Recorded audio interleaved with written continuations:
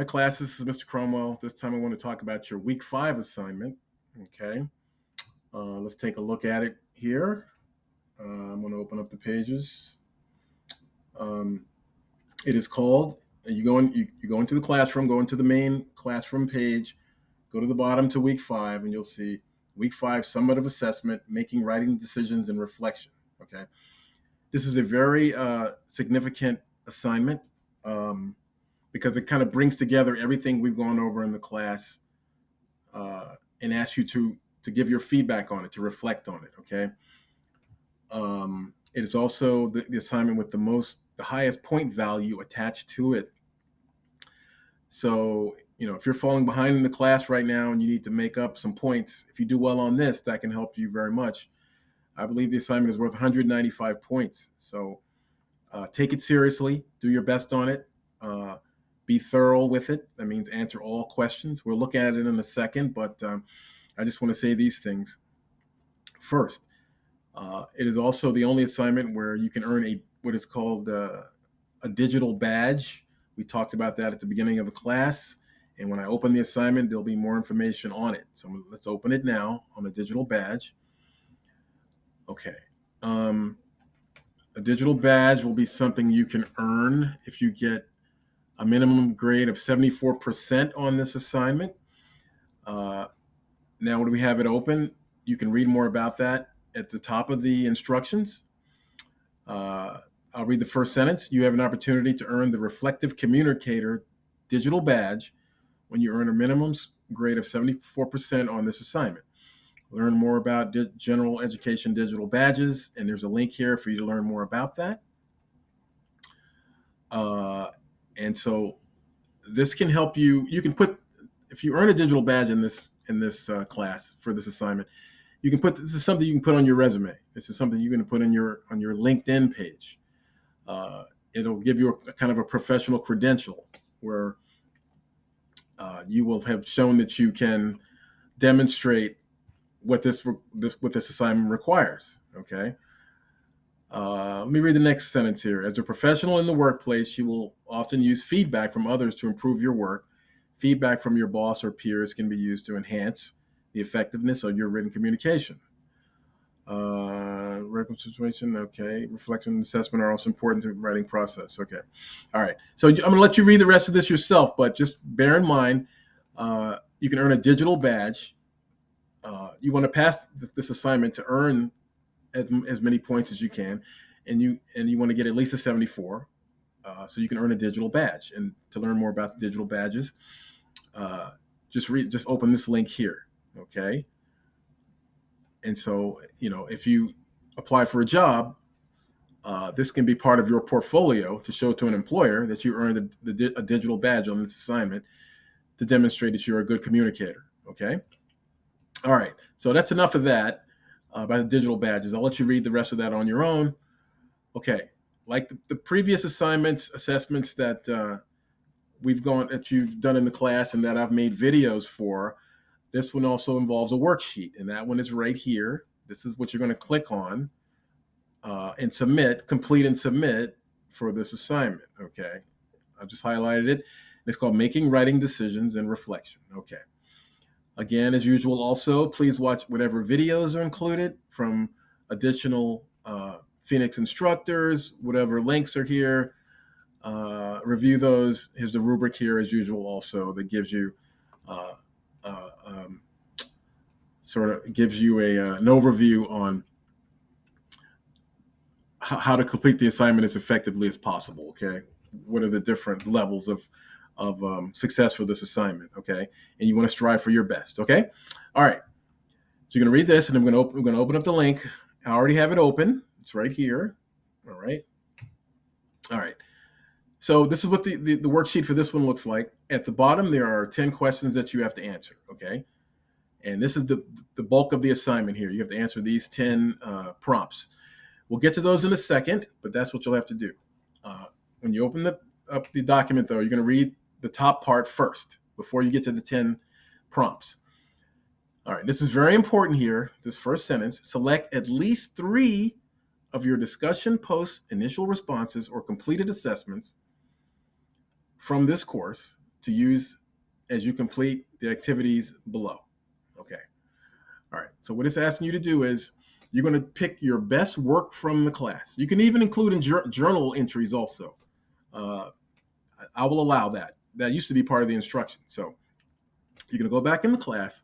You're going to pick the 3 things that you are most happy about, that you think you did the best on in the class, that you're most proud of. Okay. Just 3. Okay. And you're going to draw on those to answer the questions in the second part, questions 1 through 10. Okay. So just 3, to draw on and to reflect on. Okay. You can pick more if you want, but 3 should be the minimum. Okay. And they don't have to be your best. It can be something that you struggle with that you think you need to work on. And then you can reflect on that in the second part of the assignment also. Okay. So that's how you're going to start out. You're going to go back in the class. You're going to say, I like this discussion post I made in week 2. I want to have that there to refer to reflect on, or I like this journal entry I made in week 3, or my assessment for week, my assignment for week 4. I like that. I want to use that to reflect on for this week 5 assignment when I answer these questions 1 through 10. Okay. So just gather your resources before you start the assignment. So after you do that, you have them in mind, read these questions. Okay. So all you have to do is read these. These will prepare you to respond to prompts 1 through 10. You do not have to respond to this first part up here, these questions. These are just to get you thinking about how you're going to respond to 1 through 10. 1 through 10, the 1 through 10 prompts are the only, is all you have to respond to for this assignment, okay? These are just to get you going to respond to those. So read them, and so it'll get your mind working. Okay. So after you've read those, you have your the 3 writings in the class that you like the most, or you feel you need to work on. You read these questions to get you thinking about how you're going to respond to those, how you're going to use those 3 writings. And then you come down here and you're going to actually respond to these questions. Okay. So I just want to say a few things about how to respond in this area to these 10 prompts. Number 1, you need to write at least 100 to 175 words in each of these responses. There is a word count requirement minimum for your responses to this part of the assignment. Okay, keep that in mind. So you're going to read these instructions also about what's expected of you when you respond to these prompts. 170 to 175 words per response. Number 2, you will notice that in each prompt, there are multiple questions. Okay, let me give you an example. All right, for number 2, what audiences do you think you will primarily address in your academic and professional careers? This is number 2, but that's question 1 and number 2. Then there's another question. What about in your personal life? Another question. What types of writing genres do you feel will be the most appropriate for these audiences? That's 3 questions in one prompt. You need to answer all 3 questions. Okay? So don't just read the first question and answer that one and put it in here and just move on. No, you need to read all questions in detail and respond to all of them. That'll definitely give you 100 words if you do that. Okay, so you'll see that as you go throughout these, there are multiple questions for each prompt. Answer all the questions. All right, where do you put your responses? I recommend that you use the worksheet. You come to the end of each line, make a space, backspace, and get rid of the number there, the second number that appears. Type your response underneath each prompt, okay? And I would also recommend that you put them in boldface so they stand out. So you create a space between each prompt before you respond, so it won't be blended together, and that you put your response in boldface, okay? So in other words, if I'm typing something there, I highlight it, come up here, go to home, hit the B for bold. So your responses will look like that. You can put them in black, you can put them in red or whatever. Just make sure they're separate and they're distinct from the question itself, okay, how you responded, all right? So let me get rid of that. All right. So type your responses, use the worksheet, type your responses under each prompt, answer all questions in each prompt in at least 100 words, 100 to 175 words, and put them in boldface if you can, all right? All right, the last thing I'll say here, now that you know that these are the questions you have to respond to for this worksheet. And again, this assignment is designed to have you think about everything you've done in the class, what you did well, how you can improve, how you looked at how I responded to you and my feedback. All right.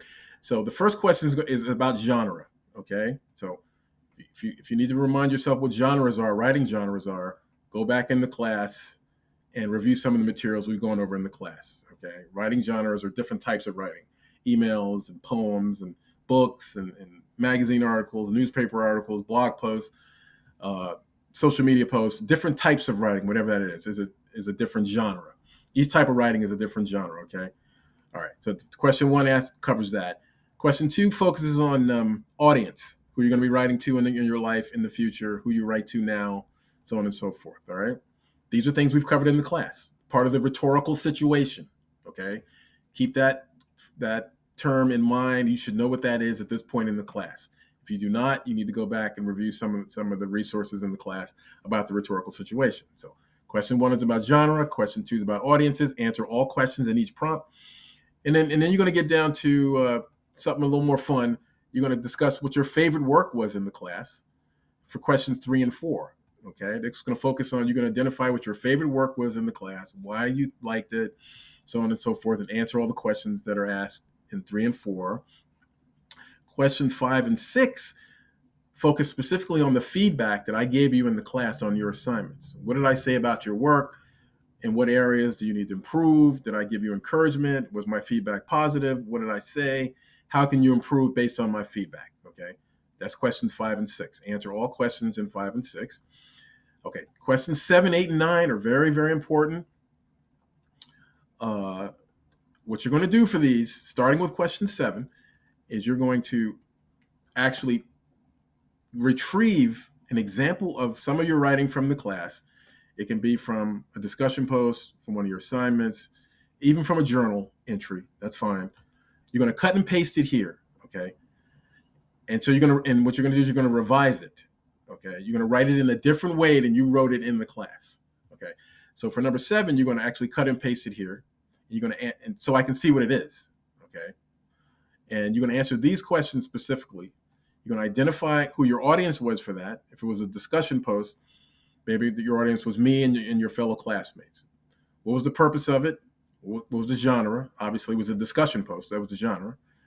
And explain how this selection represents your identity as a writer. So again, answer those parts of the question too. For all the prompts, answer all questions, okay? So you're going to cut and paste that here and then respond to this area here also, okay? So if you have any questions about that, let me know. But you're going to cut and paste part of your some part of your something you wrote in the class that you liked the most. Doesn't have to be that long, a paragraph or so. So that's there. You've answered that. Now you're going to go to question 8. Question 8 is going to ask you to revise that with whatever you pasted here in some way. Okay. You have 2 options, A and B. You can revise and rewrite the paragraph to address and incorporate the feedback you've received. So in other words, whatever you pasted in question 7, if I commented on it in some way and I said you could improve it in some way and I gave you guidelines on how to improve it, rewrite it here if you choose A to include my advice on how you can improve it. If I said your writing had a problem with punctuation where you didn't have periods or commas or something, correct that, make those corrections and reprint it here and rewrite that here, okay? All right, so part A is going to ask you to revise based on the feedback I gave you on whatever you pasted in number 7. If you don't want to do that and you think it was good enough, and I didn't really give you any severe, feedback or it said you needed anything was severely wrong with your work, do something different with question B. Write it again, but to a different audience. Okay. So in other words, if you choose question B and your original audience for that was, I don't know, your classmates in a discussion post, for example, write it to someone different. Write it to a 3-year-old child and see how your writing changes depending on the audience, the new audience.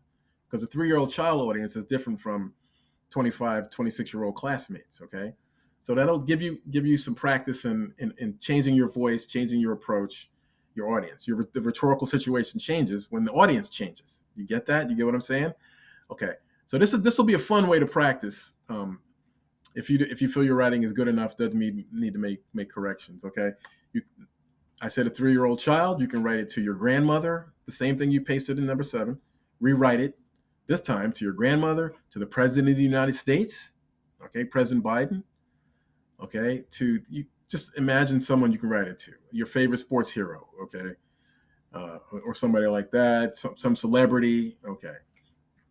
So maybe your favorite singer is Beyonce or somebody like that.